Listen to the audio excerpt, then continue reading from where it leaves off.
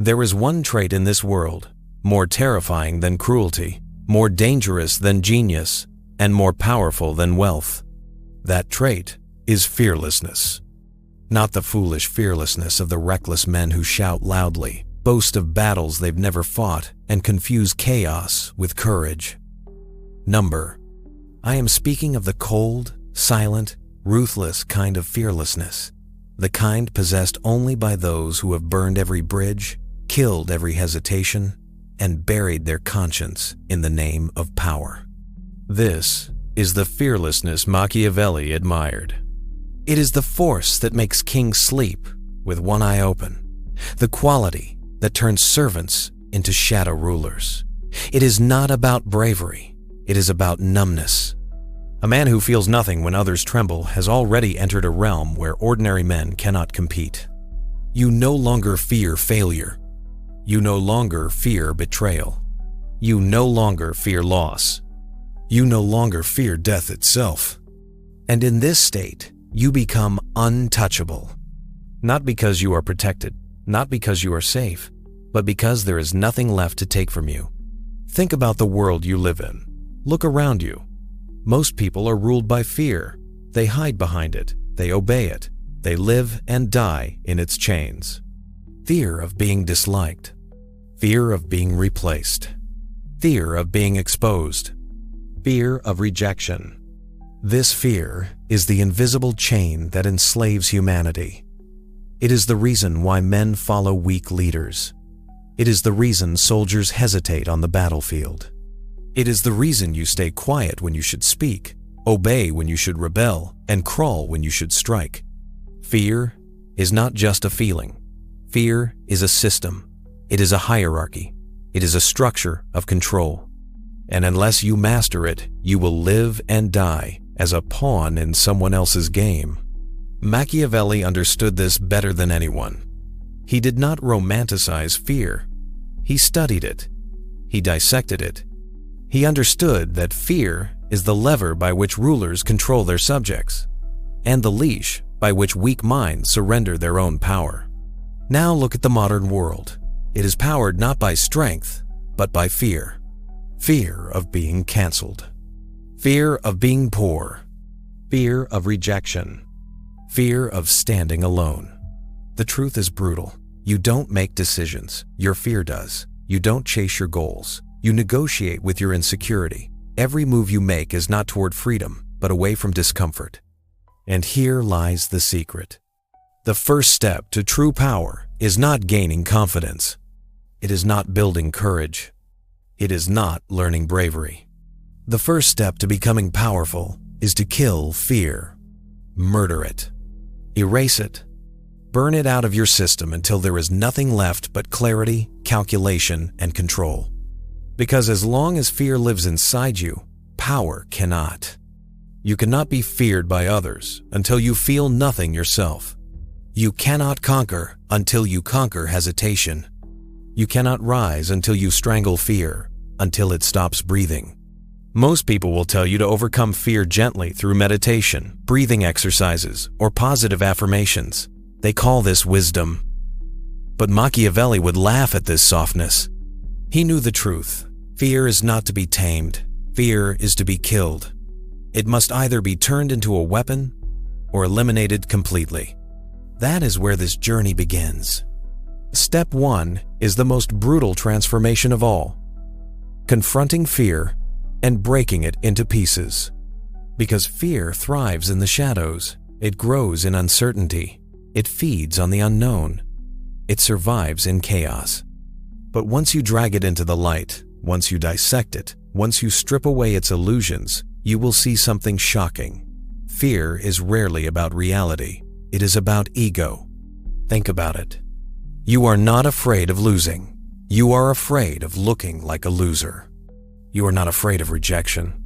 You are afraid that your self-image will crack. You are not afraid of danger. You are afraid of how people will see you if you fail to avoid it. That is not fear. That is vanity. And vanity is easy to kill.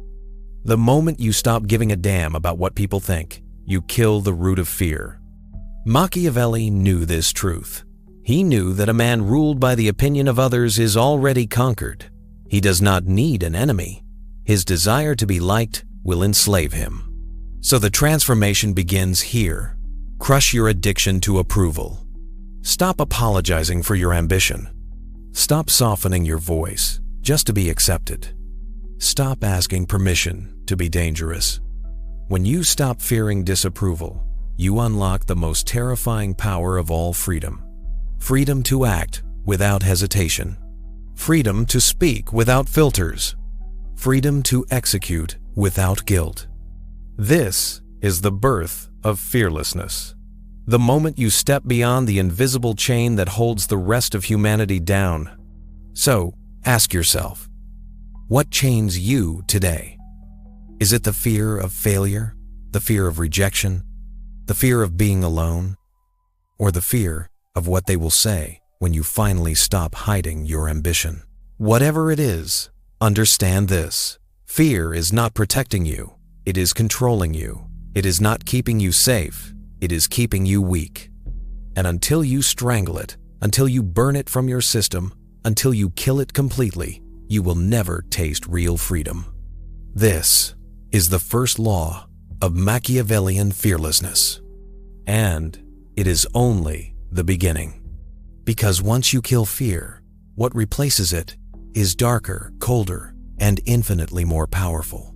And that is what we explore next. Fear is the invisible leash that keeps most people obedient. It's not always a dramatic terror, not always the kind that makes you scream. It's subtler. It's the hesitation before speaking the truth. It's the quiet surrender to conformity. It's the unspoken agreement to stay small, to stay silent, to stay safe. And Machiavelli understood this better than anyone. He saw that fear governs nations, families, even friendships. The majority never live beyond it. They obey it like a god. They worship safety more than freedom, and in doing so, they give away their power. But here's the truth. The ones who break the chain of fear are the ones who rise. They are the ones who walk into fire without trembling. They're the ones others whisper about, admire from a distance, or secretly envy, because while everyone else hesitates, the fearless act. Fear makes men predictable. Predictability makes them controllable. That's why rulers, bosses, institutions, they feed on fear. Fear of losing your job, fear of being judged, fear of rejection, fear of being alone. It keeps you on your knees, silently cooperating. But what happens when you decide not to bow anymore? What happens when you realize that most fears are illusions, shadows projected on the wall by your own mind? Machiavelli wrote that a ruler should be feared more than loved, if he cannot be both. Why? Because fear makes people obey. It makes them act against their own interest, simply to avoid pain. But what if you flip the equation? What if you learned to stop being the one ruled by fear and instead became the one who wields it? Breaking the chains of fear doesn't mean recklessness. It doesn't mean ignoring danger. It means not letting imaginary threats stop you. It means recognizing that most of what you fear, rejection, embarrassment, failure, cannot actually harm you. The truth is, you've survived worse already. Every scar on your body, every wound in your memory, is proof that fear was never as deadly as it claimed. And here's a practice. The next time you feel fear rising, before a conversation, before a risk, before a step forward, pause. Ask yourself, what exactly am I afraid of? Write it down. You'll see that most of the time, the fear dissolves under examination. It's not a lion in the jungle. It's not a sword at your throat. It's just a thought, and thoughts can be challenged. Fear grows in silence. It multiplies in the dark corners of your mind. Speak it, drag it out, expose it, and suddenly it shrinks. Marcus Aurelius once said, "If you are distressed by anything external, the pain is not due to the thing itself, but to your estimate of it, and this you have the power to revoke at any moment." The most powerful men in history were not fearless because they were born different. They became fearless by refusing to let fear dictate their moves. They acted despite the shaking hands, despite the pounding heart. They taught themselves that beyond fear lies freedom. Imagine this. You walk into a room. Everyone else is careful, cautious, hiding their real thoughts, calculating how to fit in. But you move with ease. You speak without apology. You laugh when you want. You stay silent when you want. You're untouchable, not because you don't feel fear, but because fear has no chains left to pull on you. That's when people look at you differently. That's when they start to whisper, "He's different. She's dangerous." Dangerous, not because you harm, but because you cannot be controlled. And here's the paradox. Once you break free from fear, you stop needing approval. And when you stop needing approval, people give you more of it. They sense your independence, your inner strength, and they gravitate toward it. That's the strange magnetism of the fearless. So I ask you now, what are the fears still chaining you? What conversations do you avoid? What moves do you postpone? What life are you delaying because you're waiting to feel ready? Understand this, you will never feel ready. Readiness is a lie. Fear tells you to keep you still. The only way out is through. The only way to break the chain is to walk forward, trembling if you must, but moving nonetheless. Every step you take against fear is a small rebellion, a crack in the prison wall. And one day, you look around and realize the chains are gone. You were always free. You just had to act like it. That is the dangerous truth Machiavelli hinted at. The world divides into two types of people: those who obey fear and those who master it. The first remain slaves. The second become kings. Most people let fear cage them. But the dangerous few, those who rise above, don't just escape fear. They bend it, sharpen it, and turn it into a weapon. Machiavelli saw it clearly. Fear can be more useful than love. Not because love is weak, but because love is fickle. People love you today and betray you tomorrow. Fear, however, endures. Fear can be sustained, managed, and directed. And if you know how to wield it, fear becomes a sword in your hand, not a chain on your ankle. Think about this. The same trembling in your chest before a challenge is the same energy that can make you decisive, unstoppable. That trembling, that's raw power. The difference lies in direction. Most let it paralyze them. The powerful channel it into action. Let me give you an example.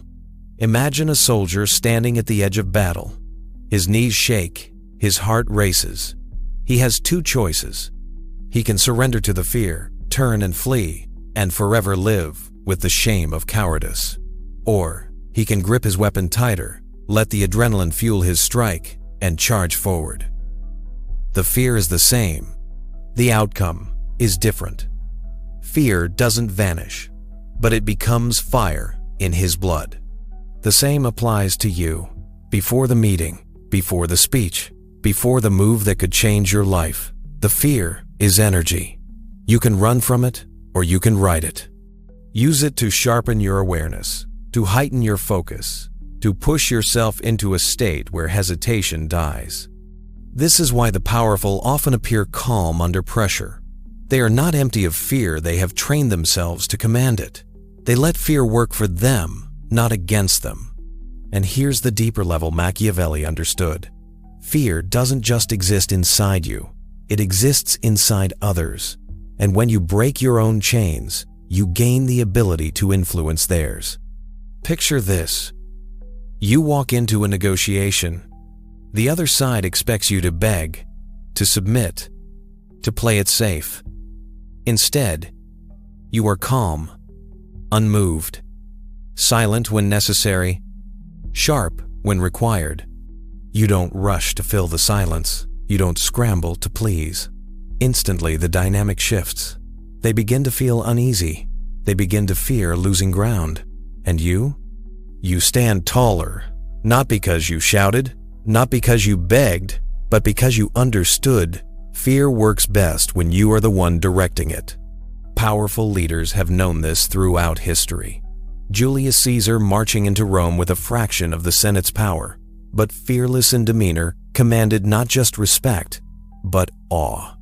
Alexander the Great, facing armies far larger than his own, yet never hesitating, infused his men with the courage to follow him to the ends of the earth. Their enemies felt fear, their allies felt fear, but both saw something in these men, the refusal to be ruled by it, and that refusal became contagious. Now, let's turn this inward. How do you weaponize fear in your daily life? Start by confronting it deliberately. Step into situations that trigger you. Speak when your voice shakes. Walk into rooms that intimidate you. Each time you do, you are forging the blade. You are teaching fear that you are its master. And second, observe fear in others. Notice how people avoid eye contact when insecure, how they laugh nervously when pressured, how they agree quickly to escape discomfort. These are tells, signs of fear. And once you recognize them, you understand how to lead. Sometimes leadership is not about force. It's about holding your ground long enough for others' fear to surrender before yours. But here's the crucial warning. Weaponizing fear must be done with wisdom. If you use it to manipulate, to destroy, to dominate, mindlessly, you will eventually collapse under your own corruption. Machiavelli knew this too. The ruler who is only feared will one day be hated. The balance is to be firm, but not cruel, to be unshaken, but not reckless, to wield fear with precision, not with chaos. Fear is a tool, not a destiny. When used rightly, it doesn't make you a tyrant. It makes you unshakable. It makes you the calm in the storm, the figure others rely on when everything around them collapses. So, let me ask you directly, how would your life change if you stopped treating fear as an enemy and instead treated it as an ally? What doors would open if you channeled that energy into action instead of paralysis? The answer is simple. You would stop hesitating. You would stop living as a victim of your own imagination. And in that moment, you become untouchable. This is the dangerous art of the powerful. Not the absence of fear, but the mastery of it. Not running from fear, but making fear run for you. The strongest man in the room is rarely the loudest. The strongest is the one who does not flinch, who does not rush, who does not reveal his hand when everyone else is showing their cards. That is the hidden power of silence. Machiavelli observed that men betray themselves with their words. They reveal too much, too quickly. They expose their weaknesses, their desires, their fears, all because they cannot bear silence. Silence makes them uncomfortable, so they fill it with noise. But the wise let silence speak for them. Think of a negotiation. One side makes an offer, waits for your reply. If you stay quiet even for 5 seconds, the silence begins to press on them. Their mind races. Did I say something wrong? Should I add more? Maybe I should lower the price. And without lifting a finger, without speaking a word, you bend them. This is the art of using silence as a weapon. But silence is not just about manipulating others. It's about mastering yourself. Because silence is born from emotional control, and emotional control is the true foundation of power. Look around today. How many people are slaves to their emotions? Anger makes them lash out. Jealousy makes them sabotage. Insecurity makes them overcompensate. They are predictable, fragile, easily provoked. All someone has to do is push the right button and they explode. That is not power. That is weakness, dressed in noise. Now, imagine the opposite. Imagine being the one who does not react. Someone insults you? You smile, or better yet, you say nothing. Someone tries to provoke you? You remain calm, watching them lose composure while you remain steady. This is how kings are made, not by force, but by self-mastery.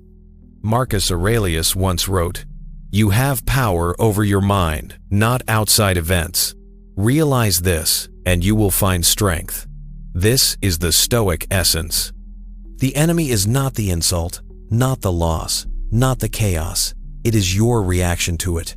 If you can master that, nothing outside you can break you. Machiavelli, though not a Stoic, would agree. He knew that rulers who lose control of their emotions lose their kingdoms. Rashness, anger, pride.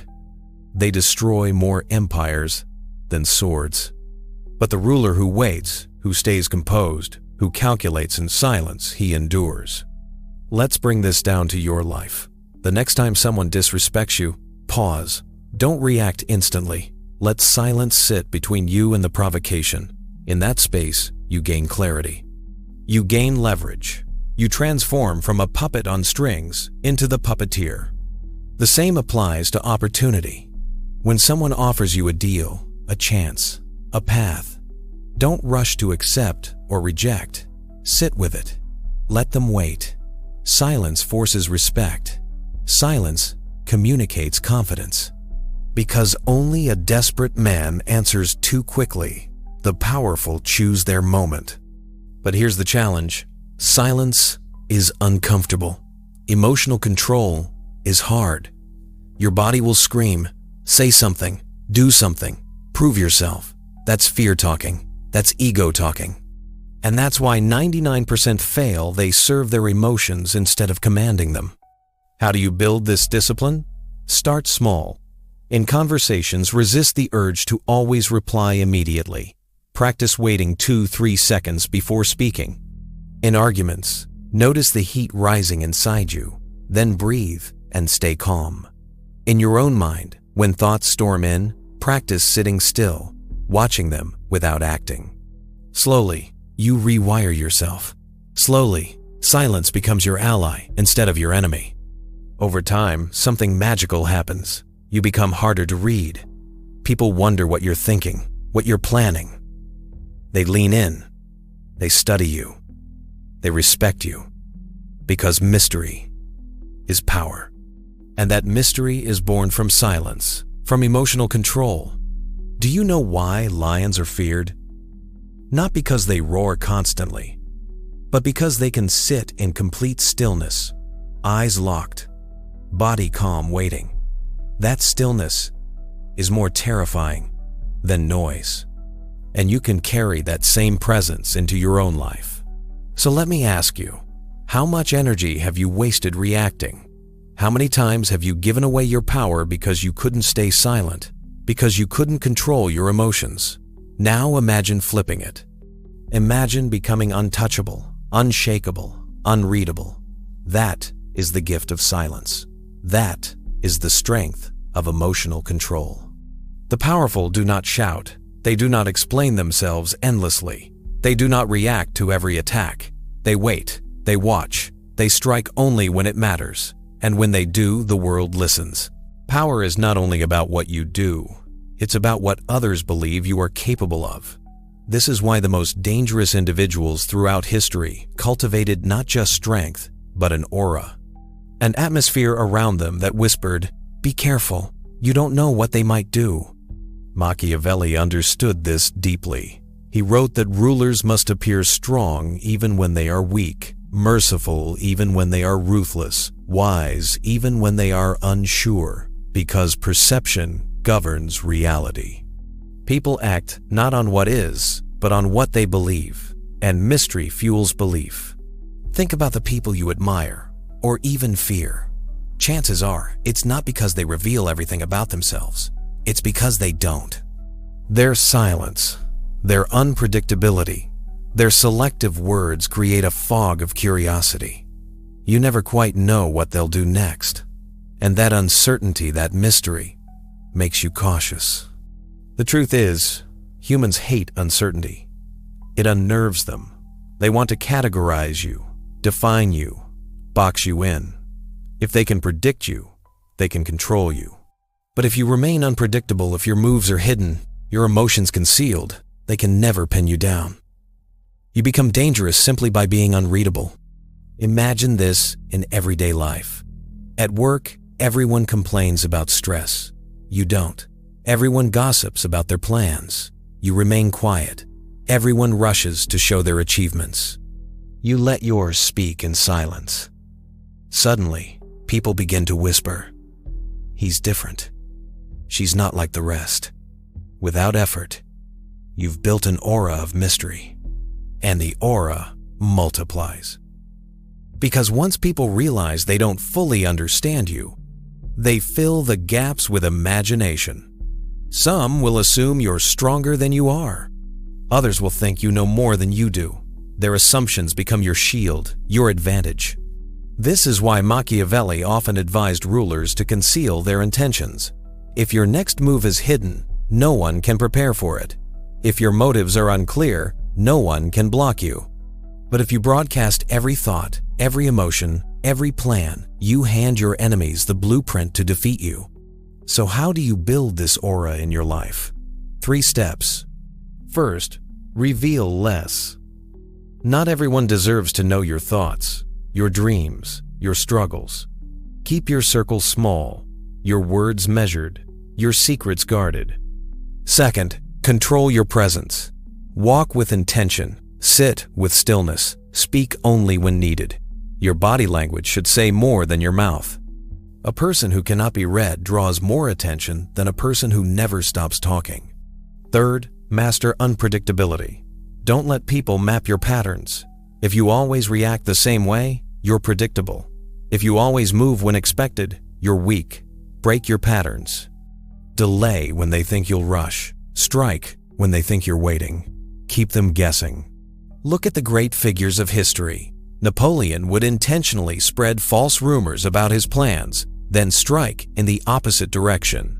Machiavelli himself advised leaders to mask their true intentions with layers of distraction. Even in modern times, the most effective negotiators use silence, delay, or sudden unexpected moves to keep the other side unsteady.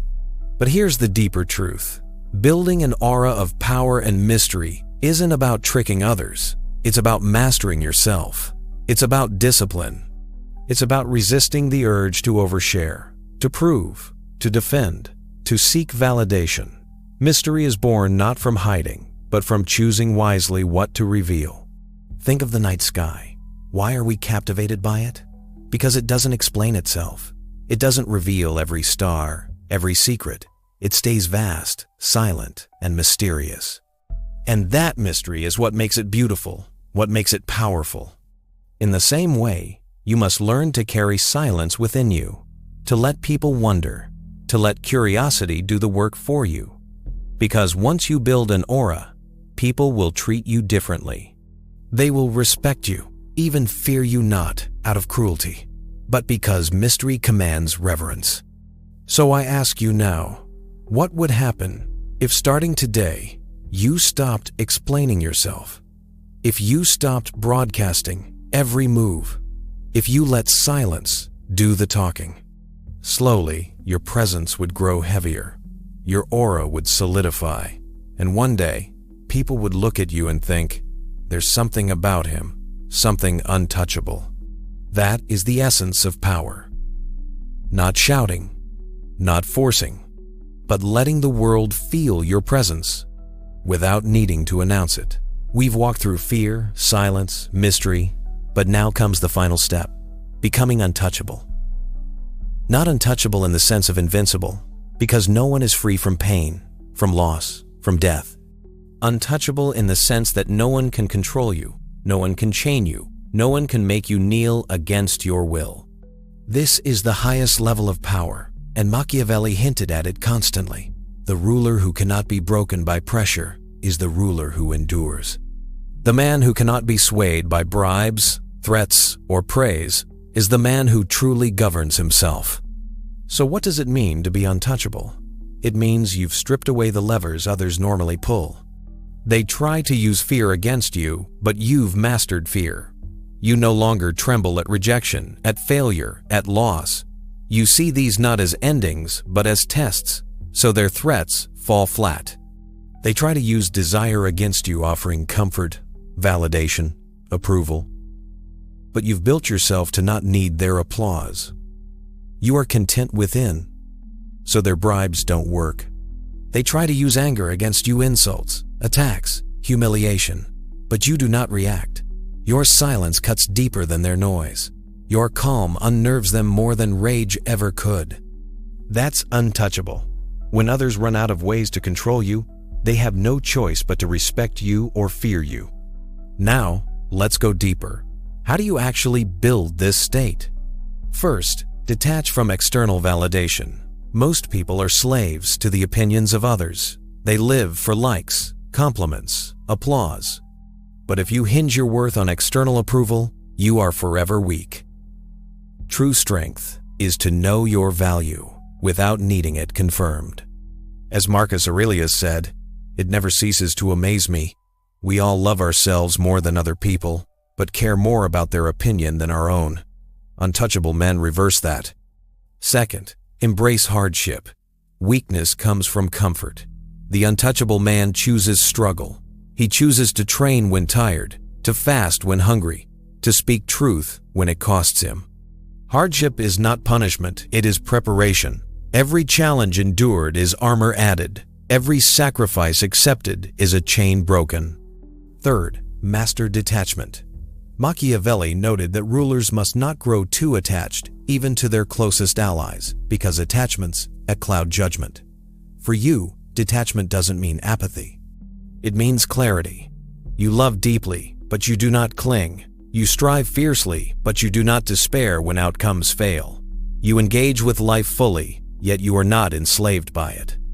And finally, remember death. Memento mori. The Stoics repeated it daily. Why? Because once you accept that death is inevitable, most fears lose their teeth. What can truly scare a man who has already looked death in the eye? Rejection? Embarrassment? Loss of status? These are shadows compared to the final truth. The untouchable man is not reckless, he simply knows that life is too short to bow to illusions. Now, picture this version of yourself. You walk through life, not as someone desperate to fit in, not as someone trembling at every storm, but as someone who has faced fear, mastered silence, built mystery, and embraced the truth of impermanence. People will sense it. They will see that they cannot manipulate you. They will feel that you are different. Some will admire you. Some will envy you. Some will even hate you. But all will respect you because untouchable souls are rare. And here's the paradox. Once you become untouchable, you no longer need to dominate others. You no longer crave power over them because you already have power over yourself. And that is the only power that cannot be stolen. Machiavelli gave the world his dangerous wisdom. Better to be feared than loved, if you must choose. But the ultimate level? It is not to be feared, nor loved, nor praised. It is to be free. Free from chains, from illusions, from weakness. Free from the need for control, because you already command yourself. That is the dangerous truth. That is the final step. To live untouchable. So I leave you with this question. What chains are left on you? And when will you finally decide enough? Because the moment you do, the world changes. Not because it became easier, but because you became untouchable